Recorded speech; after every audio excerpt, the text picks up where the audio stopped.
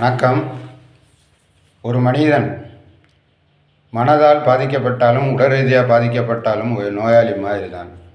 அவன் நிலையை நாம் காண சென்றாலும் ஆறுதல் கூறினாலும் அவன் மனநிலை என்னவோ தற்போதைய தலைவலி நீங்க தைலம் தேய்ப்பது போல் அவனோட மனநிலை உணரும். நாம் சந்தோஷத்தை மற்றவரிடம் பகிர்வது போல் இந்த கஷ்டத்தையும் உடல் ரீதியாக வர்ற வேதனையும் அவன் மட்டுமே அனுபவிக்க வேண்டும். இதுதான் காலத்தின் கட்டளை. இருந்தும் அவன் தவறுகள் செய்து கொண்டுதான் இருக்கிறோம். ஏன்? அதுதான் புரியவில்லை. எனக்கும் புரியவில்லை. இது காலத்தின் கட்டளையா? ஒன்றும் புரியவில்லை.